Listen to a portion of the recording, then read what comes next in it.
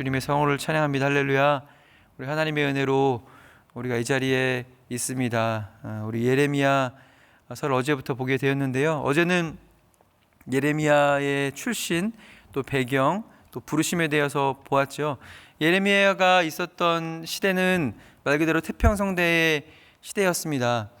별로 어려울 것이 없었던 시대였어요.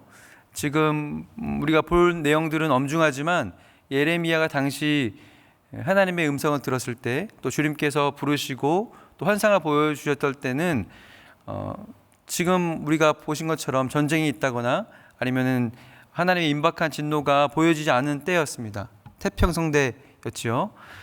아수르의 영향이 이스라엘까지 미치지 못하는, 그리고 전쟁이 있지 않고 다시 한번 재도약할 수 있을 만한 그런 계기가 마련되어 있던 때였습니다.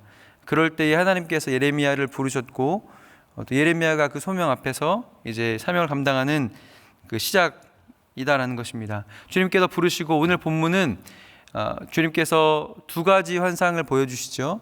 그 환상의 내용이 무엇인지, 이 부르심의 내용에 보여주는 첫 내용이 무엇인지를 우리가 확인해 보기를 원합니다. 특별히 예레미야가 선지자로 부르심을 받은 시대가 보통의 시대였다라고 말씀드렸는데, 저와 여러분도 다를 것이 없죠. 우리가 사는 이 시대가 전쟁의 소문이 있다거나 아니면 극심한 어려움에 처했다거나 상황적으로 그렇지 않습니다. 물론 개인사가 다 어려움이 있다거나 크고 작음의 그런 불편함이 있을 수 있지만, 우리가 상황적으로 우리가 태평성대라고 말할 만한, 우리가 잘 먹고 잘 사는, 또 안정감이 있는 그런 시대를 살고 있습니다. 하지만 예레미야의 시대가 그랬던 것과 같이 이 시대에 겉으로 보이는 껍데기가 아니라 그 내면에 있는 그 상황 속에 있는 것을 우리가 보았으면 좋겠습니다. 그래서 주님께서 우리에게 말씀하시는 거예요. 내가 무엇을 보느냐라고 물으실 때에 예레미야가 그것을 하나님께서 보여주는 것을 보고 대답하였다는 것처럼, 오늘날 저와 여러분에게 주님께서 말씀하실 거예요. 내가 무엇을 보느냐? 우리가 눈에 보이는 것을 말할 수가 있겠죠. 주님, 내 가정을 봅니다. 내 상황을 봅니다. 우리나라가 이러네요. 정치의 상황이 이렇습니다. 국제 정세가 이렇습니다 라고 우리가 말할 수 있는 부분이 있을 거예요. 하지만 겉으로 보이는 그것 이면에, 그 속에 있는 하나님께서 보게 하시는 것들을 보는 영안이 열리는 은혜가 저와 여러분에게 있기를 소원합니다. 그래서 다시 한번 이 말씀 앞에서 예레미야를 부르셨던 것처럼 하나님께서 나를 사명자로 부르셨는데, 그 부르심 앞에서 우리 마음을 새롭게 하는 은혜가 있어지기를 소원합니다. 우리가 1절과 2절 묶어서 다시 한번 볼 텐데요. 11절과 12절입니다. 제가 읽어드리겠습니다. 여호와의 말씀이 또 내게 임하니라. 이르시되 예레미야야, 내가 무엇을 보느냐 하시매 물으시죠. 내가 대답하되 내가 살구나무 가지를 보나이다. 여호와께서 내게 이르시되 내가 잘 보았도다. 이는 내가 내 말을 지켜 그대로 이루려 함이라 하시니라. 아멘. 잘 보시면 우리 11절과 12절이 연관성이 있어 보이십니까? 별로 그렇지 않죠. 우리 한글 성경으로 보면 하나님께서 뭐라고 물으셨어요? 네가 무엇을 보느냐? 예레미야의 대답이 뭐였죠? 예, 내가 살구나무를 봅니다 라고 했습니다. 그런데 그것에 대해서 하나님께서 네가 잘 봤다 라고 말씀하시면서 12절 후반절에 이는 내가 내 말을 지켜 그대로 이루려 한다. 살구나무 가지를 봤다고 했는데 내가 내 말을 지키려고 한다라고 하는 동문서답과 같은 그런 말씀을 주님께서 하고 계십니다. 사실 여기에는 우리가 한글 성경에는 잘 의미가 파악되지 않지만, 원어로 보면 우리가 이 안에서 워드 플레이라고 하죠. 언어 유희를 발견할 수가 있어요. 사실 이 언어 유희는 예레미야 전체에 깔려 있습니다. 언어 유희가 계속 등장하거든요.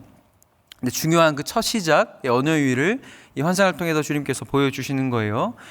우리 한글 성경에는 살구나무라고 되어 있지만 원어에는 사실은 이게 아몬드 나무입니다. 영어 성경만 보시더라도 아몬드 트리라고 되어 있죠. 그래서 아몬드 나무라고 되어 있어요. 근데 이 아몬드 나무가 원어로 보면 샤케드예요. 샤케드. 내가 샤케드, 아몬드 나무가 샤케드고, 그리고 잘 보았다라고 할 때 그것이 바로 쇼케드입니다. 비슷하죠? 샤케드, 쇼케드. 내가 보았다, 지키다 라는 뜻이 있습니다. 그런데 두 개의 어근이 똑같아요. 그 시작점이 똑같다라는 것이죠. 그러니까 이 다른 유사하지만 다른 두 단어를 가지고 그 의미를 부각시키는 이런 워드 플레이를 오늘 첫 환상을 통해서 주님께서 하시는 것입니다. 그래서 무엇을 주님께서 부각시키는 거예요? 12절을 부각시키는 거죠. 이 아몬드 나무를 보는 것을 통해서 내가 내 말을 지키겠다, 내 말을 실행하겠다라는 그런 하나님의 의지를 12절 후반부에 주님께서 보여주시는 것입니다. 하나님의 말이 주님께서 지키겠다고 하시는 그 말씀의 내용이 뭐예요? 어제 보신 10절에 있어요. 10절 한번 눈으로 보실까요? 보라, 내가 오늘 너를 여러 나라와 여러 왕국 위에 세워 내가 그것들을 뽑고 파괴하며 파멸하고 넘어뜨리며 건설하고 심게 하였느니라 하시니라. 아멘. 어제 마지막에 보여주셨던 이 말씀을 하나님께서 응하시겠다라는 거예요. 그러니까 뭐예요? 한마디로 내가 싹 다 밀어버리고 새롭게 하겠다라는 것입니다. 그리고 내가 했던 이 말, 10절의 이 말을 내가 확실하게 지키겠다, 너에게 보이겠다라는 의지를 다시 한번 12절의 이 워드 프레이를 통해서 주님께서 보여주시는 것이죠. 우리 이어서 두 번째 환상이 있습니다. 우리 두 번째 환상은 13절, 14절인데요. 이 말씀을 다시 한번 읽어볼까요? 같이 읽겠습니다. 13절입니다. 시작. 여호와의 말씀이 다시 내게 임하니라. 이르시되 내가 무엇을 보느냐? 대답하되 끓는 가마를 보나이다. 그 윗면이 북에서부터 기울어졌나이다 하니. 14절.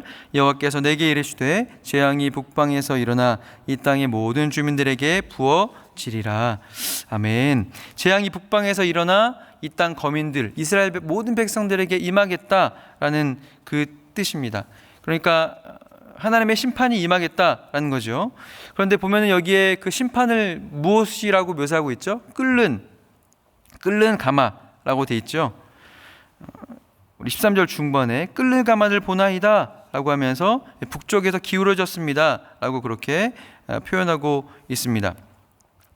근데 끓는 가마솥에 뜨겁게 물이 있으면 위험하잖아요. 위험한데 그 정도로 심판이 그 정도인가? 라고 우리가 생각할 수가 있어요. 그런데 사실 이것도 원어적으로 보면 조금 더 의미가 다가옵니다.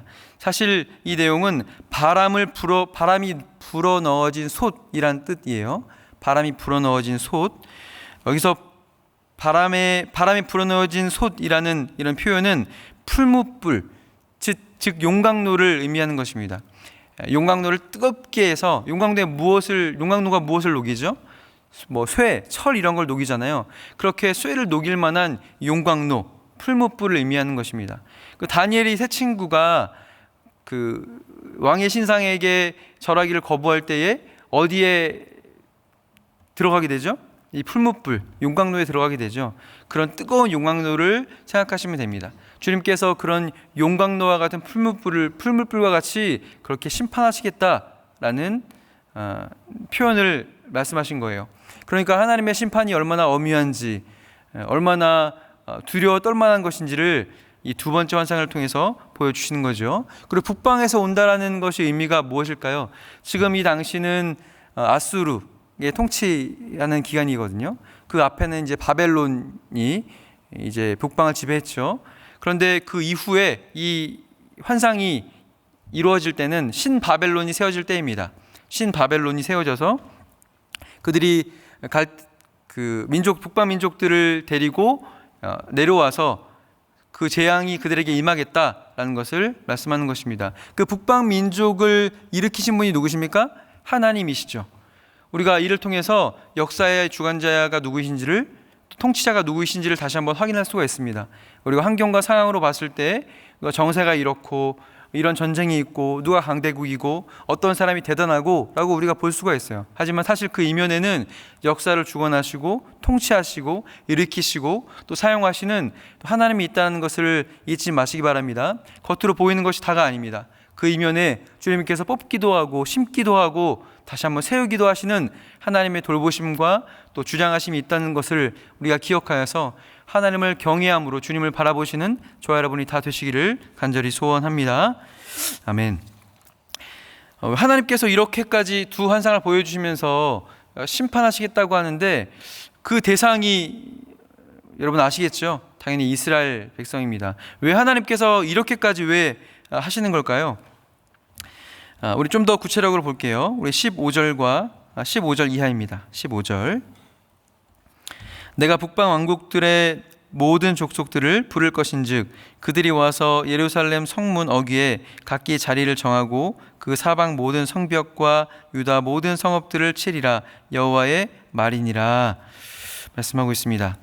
이제 북방 왕국들 신바벨론을 중심으로 온 그 연합군이 와서 예루살렘 성을 칠 것이다.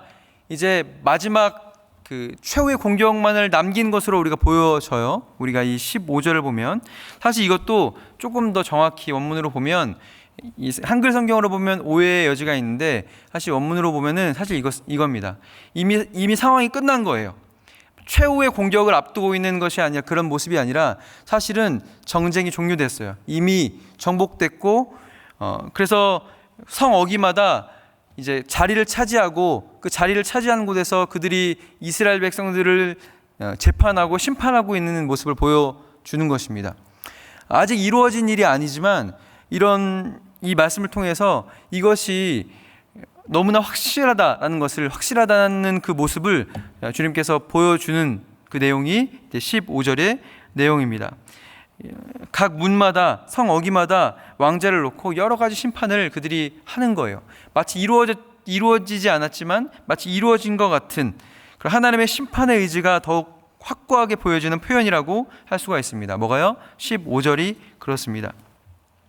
하나님께서 이렇게 하나님의 그런 심판, 하나님의 사랑의 하나님이신데 이렇게 하나님의 심판을 확고하게 선언하신 이유가 있을 텐데 도대체 왜 그럴까요? 우리가 이어지는 16절 이하에 하나님이 왜 이렇게 진노하시는지, 왜 이스라엘 백성들에게 왜 이렇게 심판이 확실하게 임박했는지에 대해서 밝히고 있습니다. 세 가지를 말하고 있는데요. 사실 이것을 축약하면 이렇습니다. 왜 이렇게 심판이 임했나? 그것은 이스라엘 백성들의 죄악 때문에 그렇습니다. 도대체 어떤 죄악을 저질렀기에 우리가 16절을 확인해 볼까요? 우리가 한번 약간 쭉 한 번에 읽지만 끊어서 읽는 약간 느낌으로 한번 16절을 읽어보도록 하겠습니다. 세 가지의 죄악이 있어요. 한번 찾아보시면서 읽어볼까요? 16절입니다. 읽어볼게요. 같이요. 시작. 무리가 나를 버리고 다른 신들에게 분향하며 자기 손으로 만든 것들에 절하여 쓴즉. 이게 이유고요. 이어서 읽겠습니다. 내가 나의 심판을 그들에게 선고하여 그들의 모든 죄악을 징계하리라. 아멘. 우리 이스라엘의 죄악이 관영하여서 하나님의 진노와 심판이 부어진다라고 했죠. 첫 번째, 하나님께서 심판하신 이유 첫 번째가 뭐라고요? 하나님을 버렸습니다. 여러분, 이스라엘 백성이 어떤 사람들이에요? 하나님께서 믿음의 조상 아브라함으로부터 해서 그들을 정하시고 사실은 아니죠. 사실은 만세련부터 태초련부터 그들을 택정하신 거죠. 왜 은혜입니까? 그들이 잘난 거나 하나님을 산 것도 없어요. 근데 하나님께서 사랑하신 민족으로 그렇게 여겨주신 거예요. 마치 우리가 내 자녀처럼, 자녀가 우리가 어떤 이유가 있어서 사랑하는 것이 아니잖아요. 그냥 이스라엘을 사랑하기로 작정하신 거예요. 내 아들이고 내 딸이니까 그렇게 여겨주신 거죠. 그런데 그렇게 주님께서 택하여서 주님께서 불러주신 민족, 그리고 그들이 애굽에서 430년 동안 종살이를 하면서 그때도 주님께서 불러내어 주셔서 광야에서도 먹이시고 입히시고 이제 약속의 땅 가나안에 들어가서도 주님께서 모든 약속을 성취하시고 또 그들을 강대한 나라 민족을 삼아 주셨죠. 사실 그 과정에서 이스라엘이 끊임없이 배교했어요. 끊임없이 하나님을 배반하고 하나님을 끊임없이 등졌습니다. 하지만 하나님은 그것을 저버리지 않았죠. 왜요? 자녀니까. 하나님은 계속 끊임없이 안아주시고 피눈물 흘리시면서도 돌봐주시고 지켜주셨다라는 것입니다. 그런데 결국 그 끝이 뭐예요? 버렸다라는 거예요. 이스라엘 백성이 하나님을 버린 것입니다. 저와 여러분 어떻습니까? 우리가 하나님을 경외하고 주님의 자녀라고 자처하면서도 우리가 삶 속에서 하나님을 버리는 모습이 우리가 있지 않는지를 한번 돌아보았으면 좋겠습니다. 이것이 하나님을 진노하게 하고 사실은 하나님을 낙심하게 하고 좌절하게 한 너무 하나님을 마음에 아프게 한 그 내용인 것이죠. 하나님을 버렸어요. 둘째, 이들에게 심판이 임한 이유가 무엇입니까? 둘째, 다른 신들에게 분향한 죄입니다. 다른 신들이 사실 있지도 않죠. 오직 신은 하나님밖에 없습니다. 하지만 있지도 않은 신들에게 그들이 분향을 한 거예요. 그것을 예배한 것입니다. 하나님께서는 자기의 영광을 다른 신들에게, 다른 우상에게 빼앗기는 것을 정말 너무나 싫어하시는 분이시죠. 우리가 이사야 42장 8절 말씀을 한번 보도록 하겠습니다. 나는 여호와이니 이는 내 이름이라. 나는 내 영광을 다른 자에게, 내 찬송을 우상에게 주지 아니하리라. 아멘. 내 영광을 다른 자에게 내가 빼앗기지 않겠다. 하나님의 의지가 여기 있잖아요. 하나님이 하나님 자신만을 섬기고 경배하기를 원하신다라는 것입니다. 그런데 있지도 않은 신을 경배하면서 그것을 섬긴 거예요. 그것에게 분향하고 예배한 거예요. 그것이 너의 심판의 이유다라고 선언하시는 것입니다. 마지막 세 번째가 뭐죠? 그들의 심판의 이유, 자기 손으로 만든 우상에게 경배했어요. 뭐라고요? 우상에게 경배한 죄입니다. 우리가 신명기 5장 8절과 9절 말씀을 한번 보도록 하겠습니다. 이 말씀을 같이 한번 읽을까요? 읽겠습니다. 시작. 너는 자기를 위하여 새긴 우상을 만들지 말고 위로 하늘에 있는 것이나 아래로 땅에 있는 것이나 땅 및 물속에 있는 것의 어떤 현상도 만들지 말며 그것들에게 절하지 말며 그것들을 섬기지 말라. 나 내 하나님 여호와는 질투하는 하나님인즉 나를 미워하는 자의 죄를 갚되 아버지로부터 아들에게로 3, 4대까지 이르게 하거니와. 아멘. 이스라엘은 자기의 손으로 만든 우상에게 경배했습니다. 그러니까 하나님을 잘못된 방식으로 섬긴 거죠. 출애굽기 32장을 보면 이스라엘 백성들이 송아지를 만들어요. 송아지를 막 자기 그 금부치를 모아가지고 송아지를 만들어 놓고는 뭐라고 선언해요? 자 봐라, 너희를 인도하여낸 여호와라 라고 하면서 경배하고 예배하는 모습이 나오죠. 때때로 저 여러분도 그렇습니다. 우리가 하나님을 섬긴다고 하지만 내가 원하는 하나님색을 만들어 놓고 하나님을 경배하진 않는지, 여러분 그것이 우상이죠. 우리가 다른 종교에 가서 그것을 섬기고 예배하고 절하는 것뿐만 아니라 내가 내 원하는 하나님상을 만들어 놓고 그것을 경배하는 것, 하나님께서 나에게 말씀하시고 하나님 자체로 그를 경배하는 것이 아니라 내가 원하는 하나님상, 이렇게 되기 원하는 하나님상을 만들어 놓고 경배하는 것이 우상이 될 수 있다는 사실을 여러분 기억하시기 바랍니다. 내가 만들어 놓은 금송아지는 없습니까? 내가 만들어 놓은 하나님은 금송아지 같은 하나님이 없는지, 나는 그것을 만들어 놓고 경배하고 있지는 않은지를 우리가 돌아보기를 소원합니다. 하나님은 제 편한 대로 하나님을 믿는 것, 하나님을 마음대로 재단하고 또 그것을 따르는 것을 하나님께서 싫어하십니다. 그래서 하나님께서 이것들을 가지고 징계하시겠다, 심판하시겠다라고 선언하시는 것입니다. 여러분 다시 한번 생각해 보세요. 하나님의 마음이 어떠신지. 우리 대부분 다 가정이 있으실 텐데 우리가 생각하기도 싫지만 내 남편이나 내 아내가 다른 사람 만난다고 생각해 보세요. 얼마나 우리가 다 말로 표현할 수 없는 그런 분노와 배반감이 있겠어요? 혹은 청년이라면 깊이 사랑했던 형제나 자매가 갑자기 다른 사람을 만난다고 하면은 그 배신감이 말로 이룰 수 없겠죠. 하나님께서 이스라엘 백성에게 향한 마음이 그렇다라는 것입니다. 그렇게 배반하고 좌절하고 낙심하고 질투로 불일듯하고 분노하는 그런 하나님의 심정을 사랑하는 여러분, 우리가 헤아릴 수 있기를 소원합니다. 그러면서 이것이 심판의 이유다라고 선언하시는 것입니다. 우리가 마지막 내용을 확인해 보도록 하겠습니다.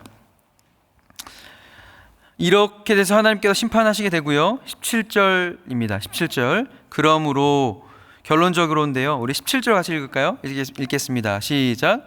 그러므로 너는 내 허리를 동이고 일어나 내가 내게 명령한 말을 다 그들에게 말하라. 그들 때문에 두려워하지 말라. 내가 그들 앞에서 두려움을 당하지 않게 하리라. 18절 제가 읽겠습니다. 보라, 내가 오늘 너를 그 온 땅과 유다 왕들과 그 지도자들과 그 제사장들과 그 땅 백성 앞에 견고한 성읍 쇠기둥 놋 성벽이 되게 하였은즉.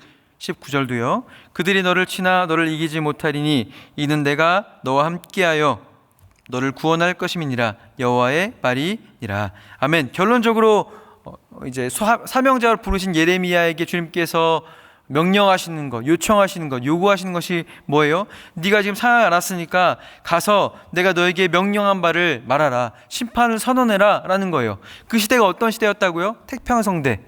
이거 말해봤자 듣지도 않고 먹히지 않는 그런 내용입니다. 그런데 내가 보여준 바, 내가 명령한 바를 넌 가서 전해라 라고 주님께서 명령하시는 겁니다. 사랑하는 여러분, 우리가 만나야 될 상황들과 환경들과 사람들도 이와 같습니다. 지금 잘 먹고 잘 살고 있어요. 예수 없어도 잘 먹고 잘 살고 상황적으로 나보다 날 수도 있어요. 그런데 그렇게 너나 잘해 라고 하는 사람들한테 우리가 가야 된다는 거죠. 그리고 가까운 우리가 가족이나 친척들, 이웃들에게, 내 옆에 있는 사람들이 가까운 사람들에게 말하는 것이 더 어려워요. 그런 사람들한테 가서 하나님께서 말해라 라는 것입니다. 임박한 하나님의 진노를 말하라. 그리고 네가 피할 곳은 오직 하나님께서, 하나님의 아들 예수 그리스도, 주님의 십자가 위에는 네가 피할 방패가 없고 너의 구원이 없다라고 선언하는 것, 그렇게 전하는 것, 그것이 저와 여러분에게 요청하고 요구하시는 하나님의 부르심이다라는 것입니다. 이것은 두려운 일이에요. 예레미야가 전해야 됐던 그 대상들은 왕들이었습니다. 역대 왕들이었고 제사장들이었고 귀인들이었습니다. 그들이 가서 아무리 선언해도 콧방귀도 안 낄 그런 사람들이었어요. 하지만 주님께서는 가서 전하라 라는 것입니다. 어미한 하나님의 심판을 보여주시면서, 환상으로 명확하게 보여주시면서, 지금 그때 하나님께서 보여주시는 환상이 어땠겠어요? 우리가 지금만 보더라도 우리가 화면이 너무나 선명하고 막 레이저로 보여주고 이런데, 하나님께서 보여주시는 것은 현실보다 더 생생했겠죠. 그것을 보면서 전하지 않을 수가 없었을 것입니다. 사랑하는 여러분, 저 여러분에게도 주님께서 이와 같이 요청하시고 요구하시고 명령하십니다. 네가 무엇을 보느냐? 내가 너에게 명령하는 바를 너는 증거하라, 전하라 라고 우리 한 사람 한 사람, 우리 교회를 향하여서 주님께서 말씀하십니다. 제가 한 가지 최근에 있었던 일을 전해드리고 우리 말씀을 마무리하고자 합니다. 오랫동안, 십수년 동안 우리 부모님의 구원을 위해서 기도했던 우리 집사님이 계셨어요. 근데 아무리 복음을 증거하고 또 주님을 전해도 받아들이지 않는 그런 중이었어요. 그런데 우리 부모님 두 분 중에 한 분이 이제 암 말기 판정을 받게 되고 연로하시게 되었어요. 완고하시고 절대 복음을 받아들이지 않는 분이었는데, 그래서 복음을 증거하게 됐고 마음이 열려서 그것을 받게 됐어요. 그리고 이제 좀 확인을 받고 싶어서 또 저를 초대해 주셨어요. 저를 초대해 주셔서 다시 한번 제가 복음을 증거하고, 다시 한번 예수님을 구주로 영접하고, 또 다시 축하하고 같이 눈물로 기뻐하는 그런 자리가 있었습니다. 사랑하는 여러분, 우리가 지금 보기에는 완고하고 또 듣지 않을 것 같고 불편하고 어려워요. 또 저 사람이 나를 거절할 것이 뻔히 보여요. 그럴지라도 우리가 해야 될 일은 무엇입니까? 우리가 그 결과는 하나님께서 주신다는 것을 확신 가운데 우리는 순종함으로 나아가는 것입니다. 결과는 하나님께 맡기고 우리가 과정에 순종하는 것, 그것이 예레미야와 같이 저와 여러분을 향하신 주님의 부르심입니다. 이 부르심 앞에서 아멘 하심으로 하나님께서 여러분에게 오늘 맡겨진 삶의 자리로 돌아가서 사명 감당하시는 오늘이 되시기를, 평생이 되시기를 예수 그리스도 이름으로 축복해드립니다. 아멘. 기도하겠습니다. 함께 기도하실 때에 하나님, 오늘 예레미야를 부르시며 사명자로 부르시어 네가 무엇을 보느냐라고 말씀하시며 주님께서 임박한 진노와 심판을 두 환상을 통해서 보여주셨던 것처럼 나에게 주님께서 주의 마음을 보여주시고 아버지 잃어버린 영혼을 향한 하나님의 그 마음을 보여주실 때에 주님 제가 여기 있나이다 라고 아버지 하나님 그 과정 가운데 주님께서 보내주시는 그 상황과 환경으로 들어가서 아버지 하나님께서 맡겨진 사명을 감당하는 예레미야와 같이 아버지 충성되게 사명 감당한 자가 내가 되게 하여 주옵소서. 우리가 되고 주의 몸된 우리 삼일교회가 될 수 있도록 주장하여 주시옵소서. 그래서 하나님께서 역사하시는 통로로 우리 교회를 사용하여 주시옵소서라고 또 마음의 소원을 담아서 이 새벽 간구할 때에 주님께 응답하신 줄 믿습니다. 주여 한번 부르시고 간절히 기도하겠습니다. 주여